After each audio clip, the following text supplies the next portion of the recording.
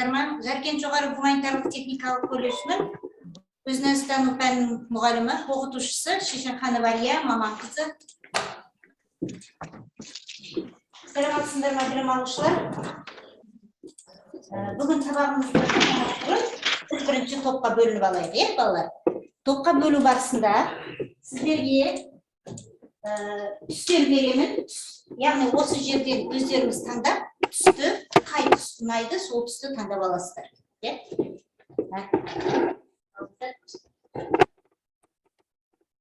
Өздеріңізге ұнаған түсті алсаңыздар, жақсы, кететіңіздер, екінші топ өздеріңіз ұнаған түсін алыңыздар.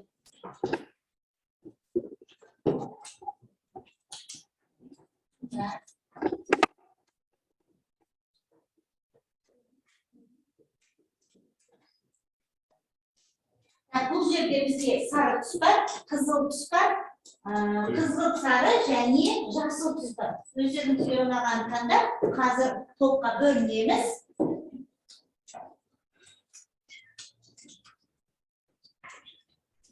Ал енді өздеріңізді қолдағы түстерге қарай отырып, біріңіздер қызыл түс бір топқа, жасыл түс бір топқа, сары түс бір топқа бөлініңіздер. Ал кімге қандай түс бөлініңіздер? Тездетеміз, бөлім жеріңіздер.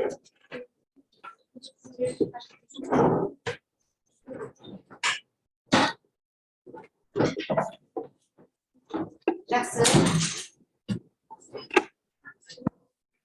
Жақсы топқа жайғастыр, орналастыр. Жақсы. Ал енді сабағымызды бастамас бұрын, бірінші біз білеміз, ең бірінші біз өзін-өз тануда неден бастаймыз, нені орнатамыз топтың ішінде? Жақсы, тыныштық сәтін орналастырамыз, жақсы. Ал енді құрметті әріптестер, құрметті қонақтар, сіздер де біздің тыныштық сәтіне бөліссеңіздер болады.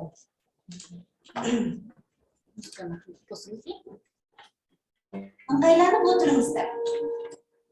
Денелеріңізді түзу ұстаңыздар. Аяқ қолдарыңызды айқастырмаңыздар.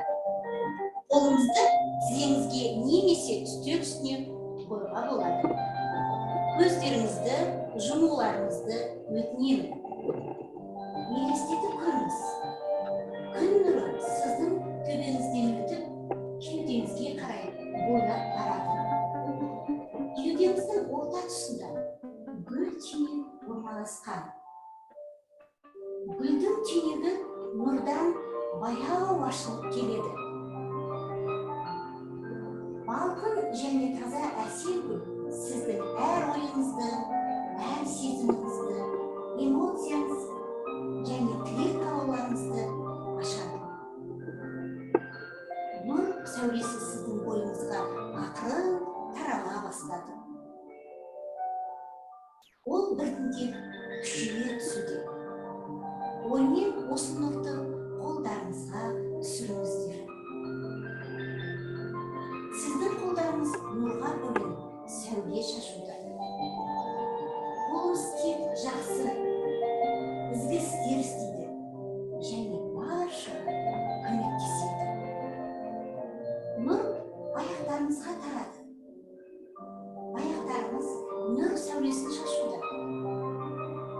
Олар сізді тек жақсылық жасау үшін жақсы жерлерге апарады. Олар нұр мен махаббат құралына айналды. Одан әрі нұр сіздің аузыңызға, тіліңізге тарады. Тіліңіз тек шындықты және жақсы ізгі сөздерді ғана айтуға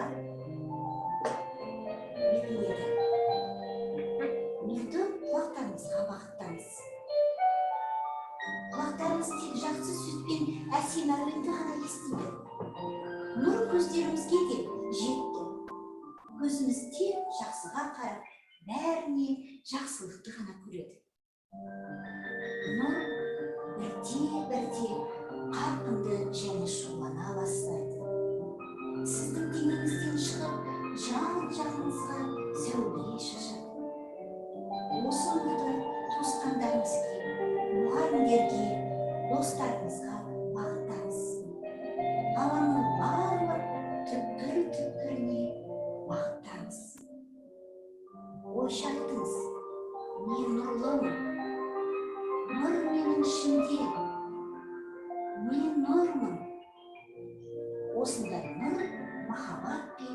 тыныштық күйінде отыра тұрыңыздар.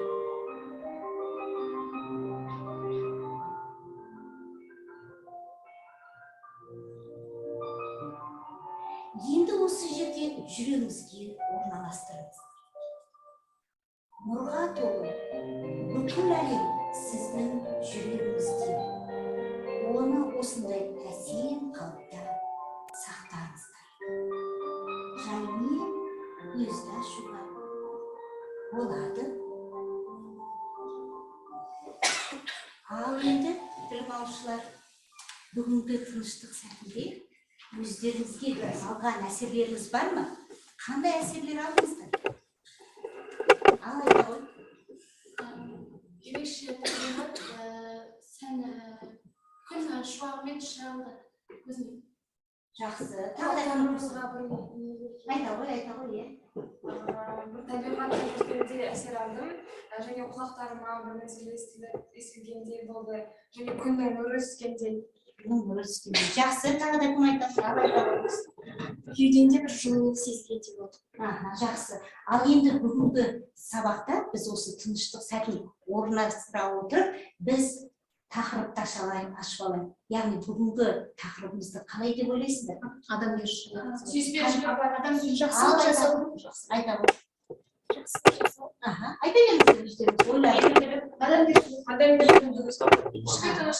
Жақсы, яғни бүгінгі айта ғой. Тыныштық сәтінде бойымызға жылулық сезіліп, қолдарымыз жақсылыққа, аяқтарымыз жақсы қадамдарға бастап алып келеді. Менің ойымша бүгінгі тақырыбымыз адамгершілік қасиеттері сияқты. Жақсы, яғни бізде айтып отыр, тыныштықта, яғни әрбір істеген ісіміз, қолға нұр түскенде жақсылықты, әрбір аттаған қадамымыз жақсылықты бассын деп отыр, яғни біздің бүгінгі тақырыбымыз рухани адамгершілік құндылықтары. Бүгінгі біздің тақырыбымыз.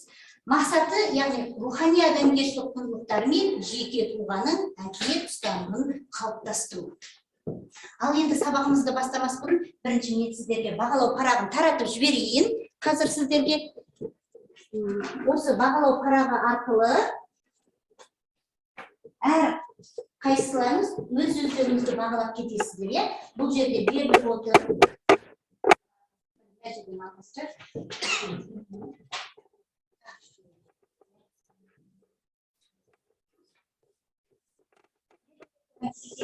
Бойынша өздеріңізді бағалап кетесіздер. Жақсы. Бірінші сабағымызды бастамас бұрын мен Сара Алпысқызының мынандай сөзімен бастағым келіп отыр. Бағалау парағын көрсеттіңіз, рухани адамгершілік адамдарға деген ізгі ниеттілік, құрмет, жанашырлық пен сенім, кеңдік, жеке қасиет. Яғни бұл жерде рухани кәусар бұлаққа барар жолды іздеу әр адамның міндеттері мен міндеті деп айтып кете аламыз. Әр адамның міндеттері мен міндеті. Жақсы. Енді балалар бірінші сіздерге тапсырма беріледі. Бұл бізде білеміз, ең бірінші дәйек сөздің мағынасын ашу, яғни дәйек сөзбен жұмыс жүреді. Бірінші дәйек сөз сіздерге беріліп отыр. Қайсымыз айтып кете аламыз? Бірінші дәйек сөзді айтайықшы. Кім айтады дейді? Айта қояды. Айбаршын айта ғой. Өзі таза адам өзгеге күйе жаға алмайды, күйе жағу үшін өзінде күйе болу керек. Адамдар өздері қандай болса, басқа адамды да солай ойлайды. Мысалға, адам жақсы болып, жақсы ниетте болса, ол әрқашан жан-жағына жақсылық тілеп, жақсы нәрселер жасап жүреді. Ал адамның ойы арам болып, жаман нәрселер жасап жүретін болса, ол айналасына өзі сияқты болу үшін айналасына да жаман нәрселер жасап жүреді. Жақсы. Қосам деушілеріңіз бар ма? Өзі таза адам өзгеге күйе жаға алмайды дегеніміз, бойында адамгершілігі бар адам басқаны жаман деп айта алмайды. Оның қандай жаман жақтарын көрсе де, кемшіліктерін көрсе де жасырады. Ал өзі жаман бола тұрып, басқаларды жаман көретін адамдар да кездеседі. Жақсы. Екінші дәйек сөзімізді жіберіңіз. Екінші дәйек сөзіміз қандай екен? Кім айтады? Тез белсенді қатысайық. Бекзада. Кім айтады? Ал жарайды, рөлінде айтады. Қарапайымдылық, жасыл алқап, адамгершілік, онда өскен гүл сияқты. Бұл Евнеке Ахметтің сөздерінен. Адамгершілік дегеніміз ол адам бойындағы ең бір асыл қасиеттердің бірі. Ол адаммен бірге жүреді. Яғни адамгершілік ол гуманистік ұғым. Яғни деп түсінесің өзің ойыңды. Жарайды, жақсы. Ал үшінші дәйек сөзімізде не берілген екен? Так, үшінші дәйек сөзімізді. Так, алайда ойса келер. Адам өмірінің мақсаты бойындағы рахымшылық сапаларын дамытса, онда ол мейірімділік мінез танытады. Менің бұл сөзден түсінгенім, адам өзінің өмірінде мақсатына жету үшін рахымшыл және қанағаттану керек. Сол кезде ол өзінің мейірімділігін көрсете алады. Көрсете алады. Ал жақсы толықтыра ғой жатқын. Рахымшылдығы басым адам өзінің нені дұрыс ұстай білетіндігін, ол табиғатынан мейірімді, сондықтан да өзін адамгершілікке бейім ұстайтындығын сипаттайды. Жақсы. Ал енді келесі дәйек сөз жігіттерден сұрайыншы, жігіттер. Кәне, құралдан сұрайын. Ал құрал ежелгі грек ғалымы Сократтың мынандай нақыл сөздері бар екен. Ал оқып кете ғой. Менің білетінім, мен ештеңе білмеймін, басқалар оны да білмейді. Өзіңді өзің танып біл. Әр адамның бойында күн бар, нұр бар, тек оның нұрлануына мүмкіндік беріңдер деген екен. Бұл жерде адам ең біріншіден өзін өзі жақсы тани білу керек. Сен өзіңді танып білмесең, сен өмірде ешқандай жерде қалай өмір сүріп жүргеніңді орныңды білмейсің. Әр адамның бойында күн бар, нұр бар. Тек оның нұрлануына мүмкіндік беріңдер деген, біз қарапайым кішкене балаларды алсақ, мысалға ол балалардың оқуға ынтасы жоқ болса, оның бәлкім бойында жақсы қасиеттер болмаса, жақсы бір өнері болуы мүмкін. Біз сол балалардың сол жағымен жақсы жұмыс жасасақ, мүмкіндік беруіміз керек. Адам баласы біріншіден өзі үлгі және өз тәрбиелі болуы керек. Сосын барып басқаға ақыл берсе, ол дұрыс деп ойлаймын. Жақсы. Ал қосам. Менің білетінім, мен ештеңе білмеймін, басқалар оны да білмейді деген сөзге айта кеткім келеді. Бұл жерде адам мен бәрін білемін деп ешқашан да айта алмайды. Мен білемін деп айтқан адам қателескен адам болып есептеледі. Сен бәрін білем деп тұрсаң да, сенің де білмейтін нәрселерің әлі де көп, әлі де бар. Жақсы. Ал келесі дәйек сөзіміз біздің Шәкәрім Құсайбердіұлы мүмкін. Жансерік сенен сұрайын. Жансерік өзіңді өзің танысаң, істің басы. Бұл жерде өзіңді өзің танысаң дегенде, бұл өмірге не үшін келдім, бұл өмірдегі мақсатым не? Бұл өмірде мен не істеуім керек деген сұрақтарға жауап беріп, содан кейін іске кірсең, ол уже істің басы болады. Ал жерде үш түрлі өмір бар. Үш түрлі өмір бар дегенде, бұл үш түрлі өмірді айтқан жастық шақ, ортаңғы шақ және кәрілік шақ. Бұл жерде бұл ортаңғы шақта өмірде көбінесе белсенді және ғылымға, білімге ұмтылса, мақсаттарына тез жетуге болады. Яғни сол ортаңғы шақта бәріне белсенді уақыт дейді, бәріне белсенді. Жақсы, келсеміз бұл жерде. Жақсы. Ал енді келесі басыңыз.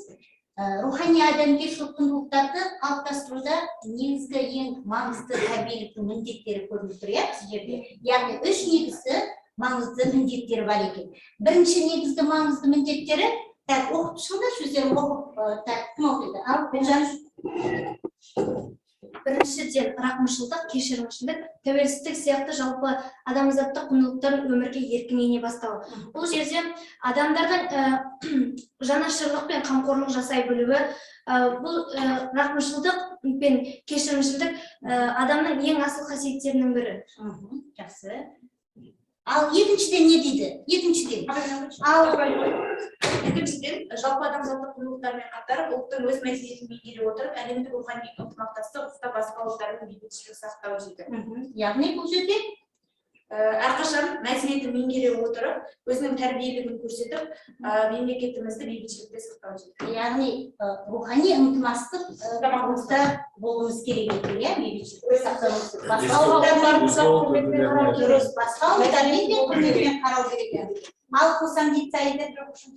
Ал үшіншісін айта қойса жақсы. Үшіншіден, оқушылардың белсенді өмір позициясын, жан дүниесін адами құндылықтар арқылы адамгершілік пен руханилықты беріп орнықтыру. Менің бұл жерде түсінгенім, өз өмірінде белсенді болу, яғни бір сөзбен айтқанда оптимист болу керек, және де позициясын өзгерту керек. Ал Мейіржан қосам дейді. Біздің оқушыларды біз егер де өзінің өмірде орнын тауып, бойындағы адамгершілік қасиеттерді берік орнықтыруға үйретсек, олар өмірде мықты тұлға болады. Жақсы, мықты тұлға болады. Апа, мен айтып кетсем, оның түсінесің. Ал айта ғой. Әр адамның өмірде позициясы болады. Мысалға менің позициям адам болып келу, адам болып кету. Жақсы, өте жақсы, иә? Өте жақсы өз ойын пікірін білдіріп отыр. Жақсы, келесі бізде құндылықтардың негізгі мынандай үш түрі бар, иә? Табиғи, жүйелі пайда болған және абсолютті жалпы құндылықтар беріп отыр екен. Жақсы, ал осы жерде табиғи құндылықтар дегенімізге не жатады екен? Айтып шығайды, иә? Туралы айта ғой. Табиғи құндылықтарға ақыл-ой, сезім, күш-жігер. Жігер, иә? Тағы да нені жатқызамыз? Жақсы, сырғалым айта ғой. Екіншісі жүрек пайда болған құндылықтарға әдептілік, сыйластық, жауапкершілік және кішіпейілдік жатады. Жақсы. Ал абсолютті жалпы адамзаттық құндылықтар айта ғой. Абсолюттік жалпы адамзаттық құндылықтарға ақиқат, дұрыс әрекет, ішкі тыныштық, қиянат жасамау, сүйіспеншілік жатады. Жақсы, яғни бүгінгі бізде осы талқылайтынымыз жалпы адамзаттық құндылықтарды талқылаймыз, иә? 5 түрге, яғни бөліп қарастырып отырмыз. Қазір сіздерге шығармашылық жұмыс, келесін басыңыз, шығармашылық жұмыс беріледі. Жалпы адамзаттық құндылықтардың, яғни 5 түрін атап кеттік. Сұрақ үлмегі әдісі бойынша осы беріліп тұрған құндылықтардың мағынасын ашып, яғни мысалдар келтіреміз, иә? Ақиқат дегеніміз не? Сүйіспеншілік дегеніміз не? Жан тыныштығы дегенді қалай ұғамыз? Дұрыс әрекет дегеніміз не? Және қиянат жасамау дегенімізді қалай ұғамыз дейді. Қазір сіздерге бір парақтан таратайын, иә? Өздеріңізге осы жерде әрбір топқа таратып шығамын. Сонымен қатар алдарыңызда оқулық тұр, иә? Алдарыңызда және мәтін беремін қазір сіздерге. Осы жерде бірінші топқа сүйіспеншілікті берейін, иә? Бірінші топ сіздерге сүйіспеншілікті берейін. Екінші топ сіздерге ақиқатты берейін. Екінші топымызда отырмыз, ақиқатты беремін. Үшінші топ сіздерге ішкі тыныштықты беремін. Төртінші топ сіздерге дұрыс әрекетті беремін, иә? Бесінші құндылық бізде қайсысы қалды? Қиянат жасамау. Үшінші топ соны сіздер алыңыздар, иә? Қиянат жасамауды.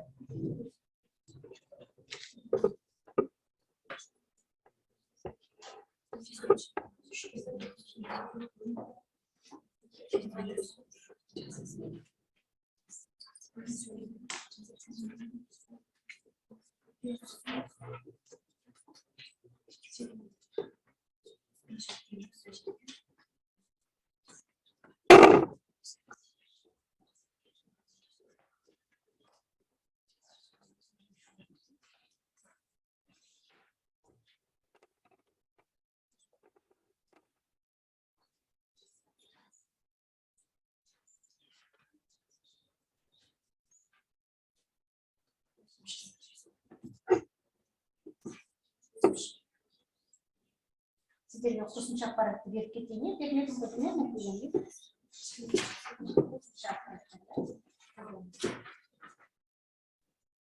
мәтін бұл жерде сіздерге беріліп отырған, иә? Осы жерге қараңыздар.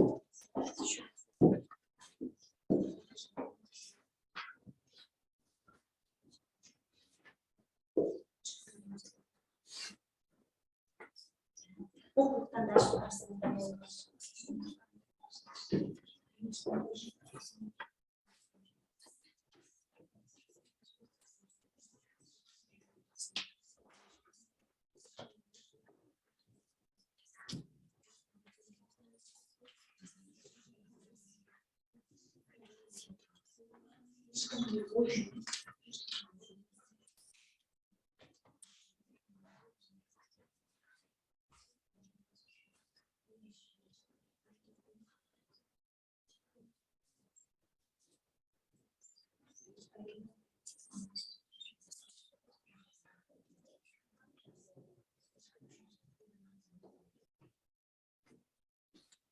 Даймын деген топтар болса, айтып кетсеңіздер болады.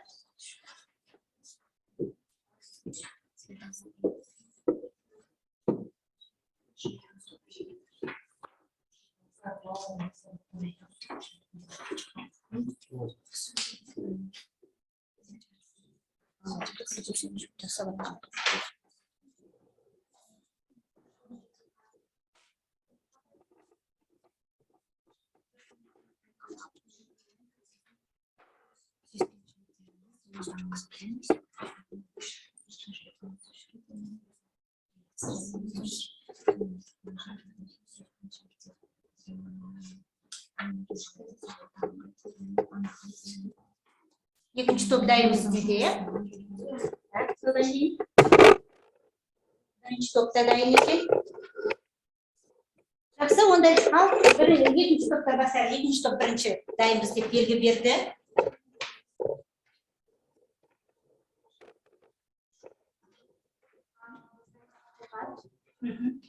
Ақиқат дегеніміз бұл өзгермейтін өмірдің негізгі қағидасы, яғни рухани бастау.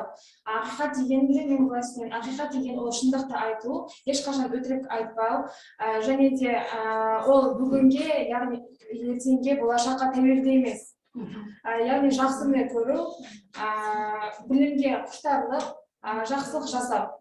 Жақсы. Мысал келтіреміз. Өзімнің өмірімде мысал келтірсем, мысалға сабақ болғанда үй тапсырмасын орындамағанмын, және де мұғалім сұрағанда мен қорыққанымнан өтіріктен айтып қойдым. Жалған айттың ба? Иә, жалған айттым. Қорыққаннан кейін. Жақсы, онда үй тапсырмаға дайындалмай келген кезде дейсің ба? Бұл уже ақиқат, яғни ақиқат өтірік айтқаным үшін дейсің. Жақсы, иә, өмірден мысал келтіріп отыр, иә? Жақсы, жақсы, бірінші топ ал, сіздер. Сүйіспеншілік ол ең біріншіден жақындарымызға, қоршаған ортамызға, жалпы әлемге махаббатпен қарау болып келеді. Және сүйіспеншіліктің өзі үшке бөлінеді: өзара, риясыз және өзімшіл. Сүйіспеншіліктің негізі, сүйіспеншілік ол негізі барлық адамның бойында бар қасиет болып саналады. Мысалы, оның өзі отанға, анаға, өзінің жұмысына деген сүйіспеншілік тағы да сол сияқты болған. Отбасына барлығына сүйіспеншілікпен қарау, өзімшілдік болмау қажет.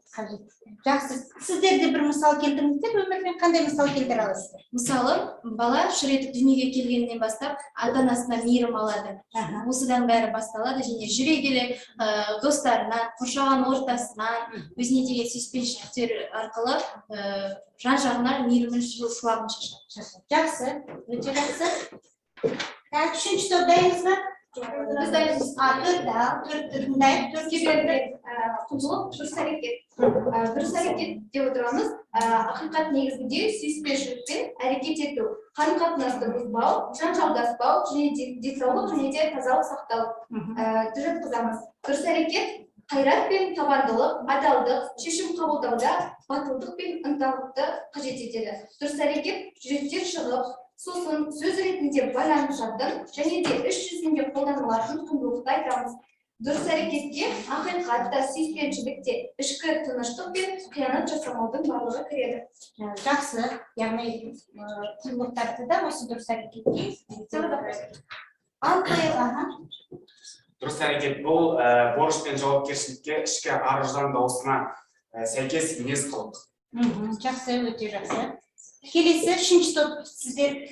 Қиянат жасамау, ішкі тыныштық. Қиянат жасамау, әрқашан көмектесу, ешкімге оймен, сөзбен, іс әрекетпен қиянат жасамау керек. Қиянат жасамау барлық төрт құндылықтың жиынтығы. Сүйіспеншілік жаңағына аталып той, ақиқат, жан тыныштығы. Ішкі тыныштық сыпайы болу, ашу шақырмау, сабырлы болу, тыныштықта болу. Мысалға, қиянат жасамауға айтып кететін болсақ, бұл өмірде табиғатқа болсын, адамға болсын, жануарға болсын, қиянат жасамау керек. Мысалға, ауа сыпырушы жинап жатыр, жанынан көптеген балалар өтті, сол сыпырып қойған жеріне бөтелкені тастап кетті. Бұл деген адамгершілікке жатпайды, бір жағынан қиянат жасап отырады. Жақсы, өте жақсы, иә. Мысалдарды жақсы келтірдіңіздер, иә. Жақсы. Келесі бізде, яғни қараңыздар, ақиқат, сүйіспеншілік, дұрыс әрекет, жан тыныштығы, қиянат жасамау деп 5 топты, яғни талдап өттіңіздер, иә. Яғни осы құндылықтарды біз орындай отырып, адам бойында, яғни кемелді адамды біз не істей алады екенбіз, қалыптастыра аламыз. Жақсы, өте жақсы. Келесі бізде тапсырмамыз балалар, сынық құмыра бейне жазбасы беріліп отыр. Осы бейне жазбада біз көре отырып, үзіндісін көре отырып, ары қарай әжейдің ойын аяқтауымыз керекпіз. Мұқият тыңдаймыз бейне жазбаны. Сынық құмыра. Ертелі мүмкіді аға атанған бір әже өмір сүріпті. Ол кісі екі басына құмыра ілінген бейін ағашпен бұлақтан үйіне су тасып екен. Бұл құмыралардың біреуінде сызат бар екенде, ал екінші құмыра бүтін, кемшіліксіз болыпты. Бүтін құмыра суын толы күйінде барса, жарық құмыраның суы тамшылап төгілгендіктен азайып қалады екен. Сол себепті қарт ана үйіне жеткенде ылғи бір жарым құмыра су жеткізеді екен. Осылайша арада зымырап 2 жыл уақыт өтіпті. Бүтін құмыра өз міндетін мүлтіксіз орындайтынына мақтанып, тәкаппарланатын көрінеді. Ал жарық құмыра болса, өзіне тиісті істі дұрыс атқарылмағанына қатты ұялып, өкінеді екен.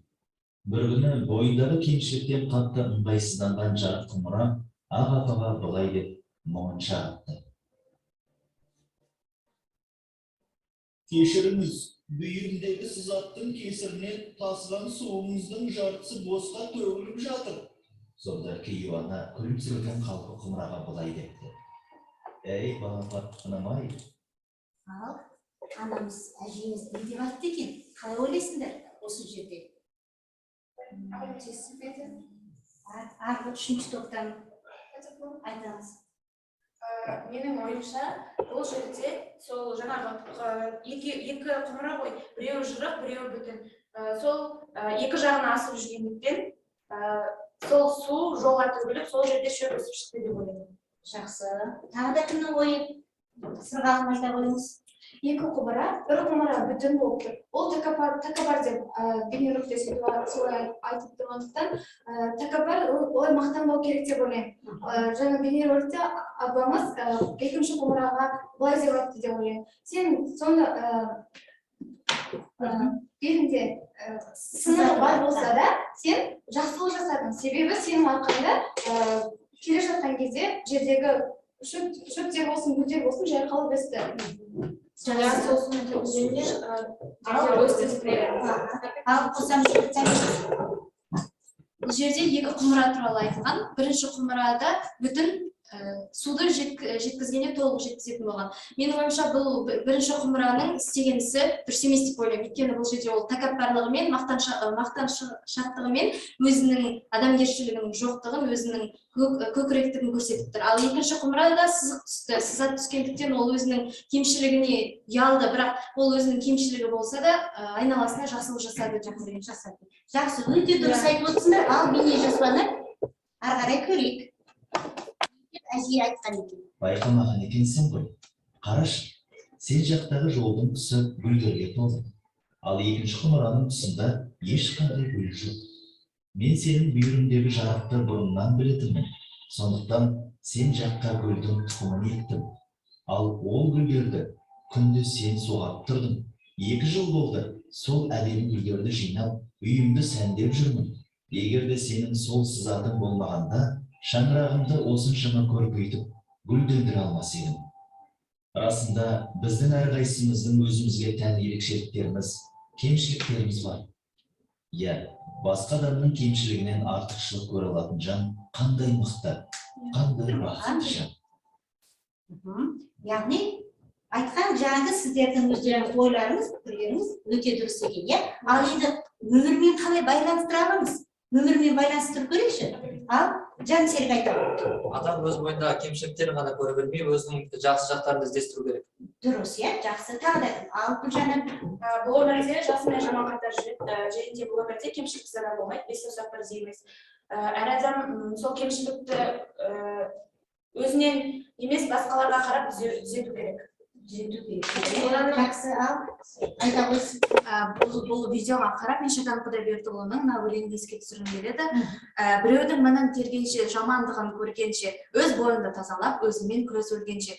Яғни әр адамның бойында бір кемшілік болады және ол кемшіліктің кейбір тұстары пайдалы болып келеді және бірақ сол адам өз кемшілігін түзете білу бұл үлкен өнер болып саналады. Үлкен өнер болып саналады. Өте дұрыс. Тартмайды. Мен айтыңыз, мына екінші топқа түспей қалды. Мен айтамын. Кемшіліксіз адам болмайды. Әр адамның өзіне тән кемшіліктері бар. Бірақ ол адамға кемшіліксіз адам деп оның үстіне басу қажеті жоқ. Қажеті жоқ. Ал Айбаршын айта ғой.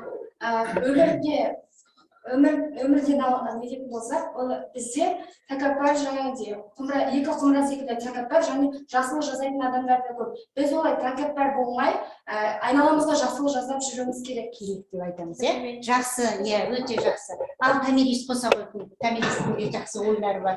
Менің ойымша, бұл өмірмен сәйкестендіргенде бұл жерге достықта кіріп кетеді деп ойлаймын.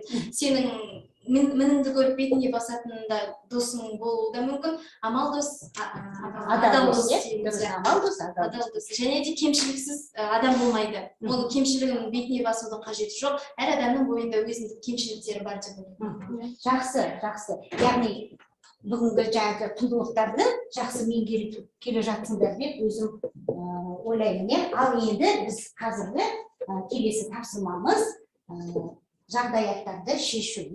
Әр топ өздерін таңдап алыңдар. Жағдаяттарды тезірек біреуін алыңдар. Жағдаяттар шешеміз қазір.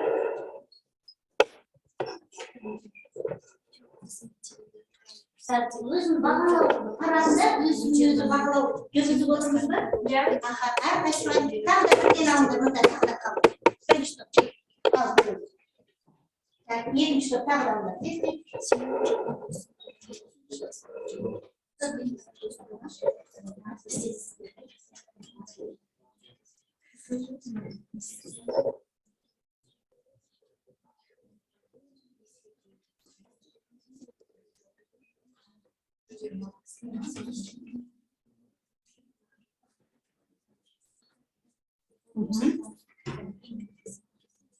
Ал енді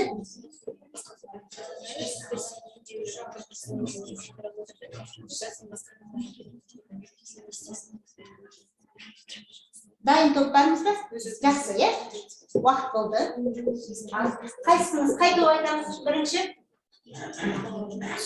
Бірінші топ бастайық. Өзіңіздің берілген жағдаясын оқып жіберіңіз да, соның мағынасын түсіндіріп өтіңіз. Сен жаңа досың бұрынғы досыңды тастауыңды өтінді. Өзімен ғана дос болғаныңды қалады. Не істейсің? Мен біріншіден бұл мәселе сол досым, жаңа досымнан мен не себепті оны тастауын сұраймын және оған түсіндіремін. Оның соны өте жақсы адам екенін және онымен мен өте көп жылдар бойы дос болып келе жатқанымды түсіндіремін. Жақсы. Екінші сұрақтарыңыз қандай?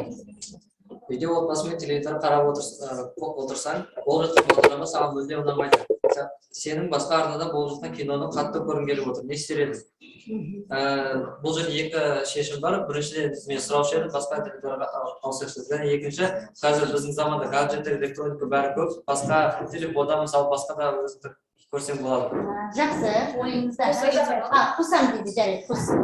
Менің ойымша, өзімнің өтінішімді жасап, басқа арнадағы өзімнің қызықты киномды көргім келеді деп, отбасымнан өтінішімді сұрап, ауыстыруға рұқсат сұраймын дейсіз. Жарайды, жақсы, өте дұрыс. Сыныптас досың үй тапсырмасын орындамау себебін өтірік айтып мұғалімді алдады. Сен не істер едің? Бәлкім ол бала сабақ орындамай келген соң мұғалімге өтірік айтқаны болуы мүмкін. Бірақ көбінесе біз өзімізден кінә болады. Егер тапсырма береді, біз оны орындамай келеміз, сосын орындамай келген соң басқа оқушылардың көзінше ұятқа қалмайын деп өтірік айтуға тура бересіз. Мұғалімнен қорыққанын айтасыз. Жақсы, ал екінші сұрақтарыңыз қандай? Мұғалім бір оқушыны сабаққа жиі қатыспай, бірдеңені ойланып, бір нәрселерді қиялдап отыратынын байқайды. Не себебі? Бұл кезде мұғалім сол оқушымен жеке сөйлесіп, сабаққа деген қызығушылығын арттыру керек деп ойлаймын. Дұрыс, өте дұрыс, иә? Жақсы, түсінікті. Велосипедпен жарысып келе жатқан қанат жолдың шетінде тұрған қарияны көреді. Не істеу керек? Жол беріп өткізіп жіберсе, жолдастарынан қалып қояды. Жолдастарының жол шетінде тұрған қарияға қарар түрі жоқ.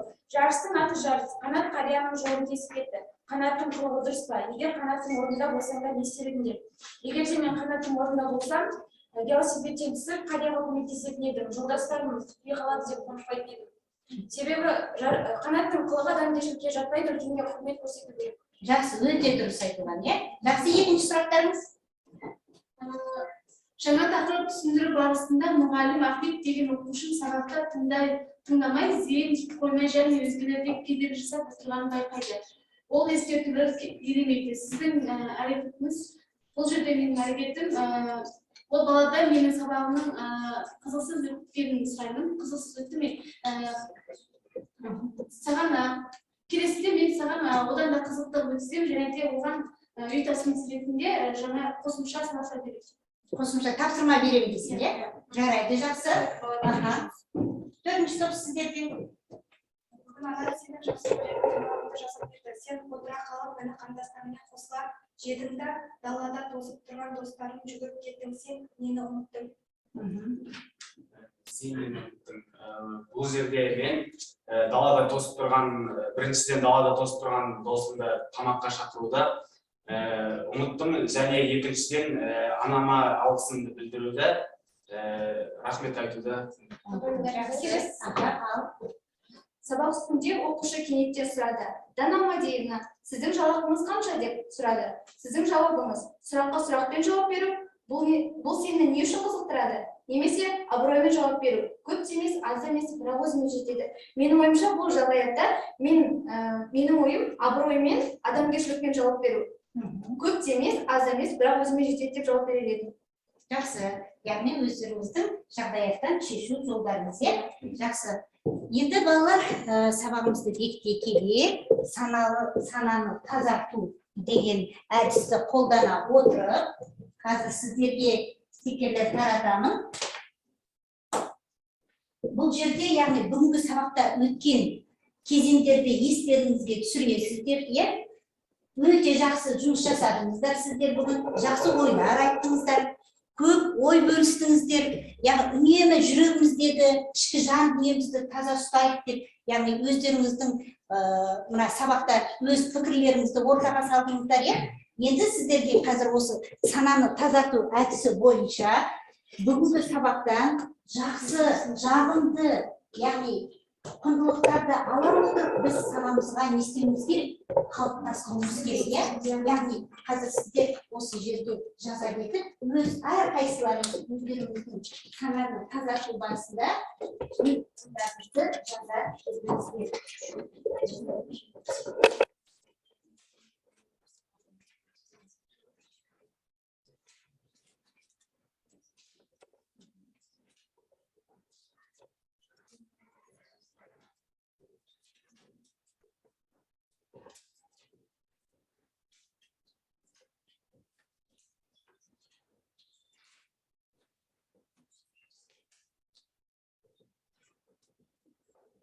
Яғни сананы тазарту әдісін қолдана отырып, жағымды жақтарыңыз өздеріңізді санада қалыптастыру барысын ойға түсіріп жаза кетесіздер, иә?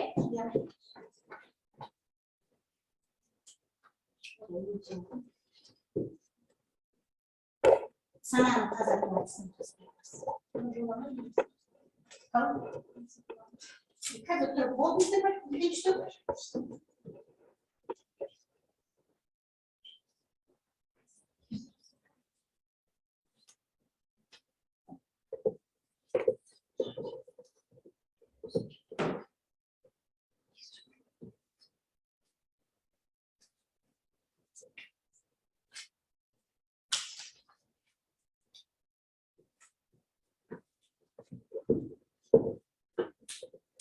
Ал бірінші топ болған сияқты меніңше, иә? Ал әрқайсысын жеке оқыңыздар, тесіздіңіздер, иә? мен бүгінгі сабақта өзіме керекті қасиеттерді алдым. Оның ішінде дұрыс іс-әрекет және сүйіспеншілік құндылықтарын. Себебі бүгінгі сабақтағы қасиеттерді өз бойымнан көргім келеді. Жақсы. Яғни өз санамызға осыны қалыптастырып тұрады екенбіз, иә? Келесі оқытудың істейсіздер. Мен бұл сабақтан адамгершілік ойлаймын. Және сүйіспеншілік жайлы өте толық білдім. Жақсы. Мен бұл сабақтан өзіме біреуге қиянат жасамау, жаныңдағы адамдарды сыйлау, үлкенге құрмет, кішіге ізет көрсетуге үйрендім. Жақсы. Менің бұл сабақтан түйгенім барлық айналаға сүйіспеншілікпен қарауды, кез келген істе адамгершілікті алдыға қою керек. Жақсы. Ал екінші топпен өздерің бір-екеуін жасаңдар, топпен, иә? Мен бүгінгі сабақта қиянат жасамауды және де дұрыс әрекет жасап, адамдармен дұрыс қарым-қатынас жасауды үйрендім. Жақсы. Бүгінгі сабақта мен бес құндылықты толық бойыма сіңірдім.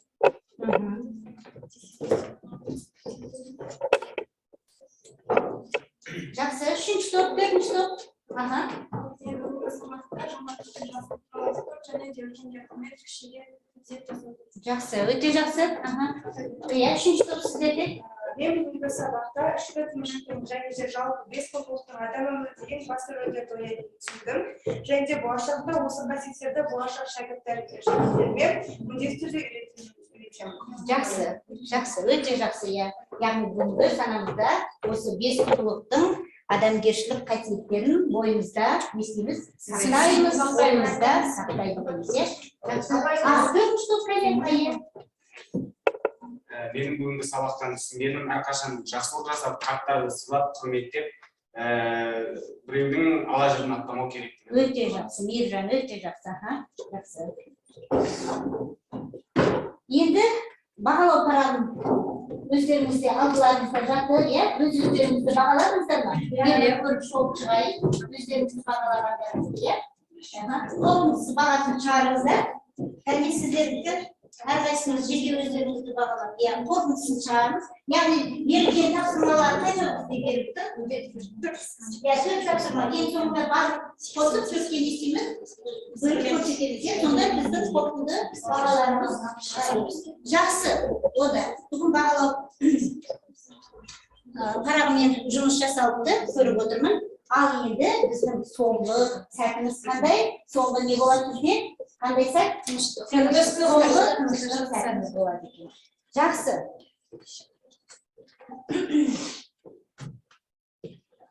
Көзімізді жұмамыз. Аяқ қолымызды тік ұстап, денемізді тік ұстаймыз. Көзімізді жұмамыз. Денелеріңізді түз ұстауыңыздарды сұраймын. Аяқ қолымызды айқастырмаймыз. Әрқайсымыз оң қолымызбен жүрегімізді ұстап, жүрек жылуымызды адамдарға, айналамызға жеткізу үшін іште оларға жақсы тілектер айтамыз.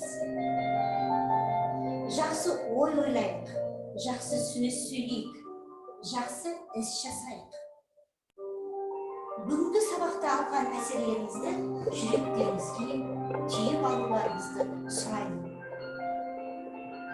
Көздеріңізді ашыңыздар. Яғни бүгінгі сабақтан алған рухани адамгершілік құндылықтарды мынандай кішкентай жүректерімізге жазып, өз үлкен жүректерімізде сақтаңыздар.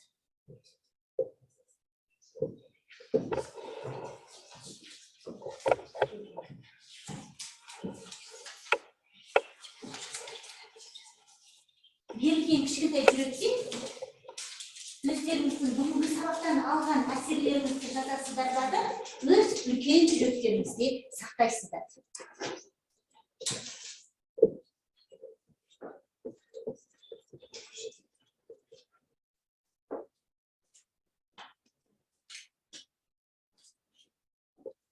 Қысқа нақты ғана жазып айтып кетсеңіздер болады. Үлкен жүректерімізде сақтаймыз деп балалар қарап отырған шығарсыздар. Тақтада жүрек жоқ, ешқай жерде үлкен жүрек жоқ, иә? Қайда сақтаймыз сонда? Өзіміздің жүрегімізде сақтауымыз керек. Жақсы, бүгінгі сабақтан алған әсерлеріңізді жазып кеттіңіздер, жүректеріңізде сақтадыңыздар. Енді үйге тапсырма сіздерге осы рухани адамгершілік құндылықтар туралы нақыл сөздер мен мақал мәтелдерді жинақтап келесіздер. Сабағымыз аяқталды.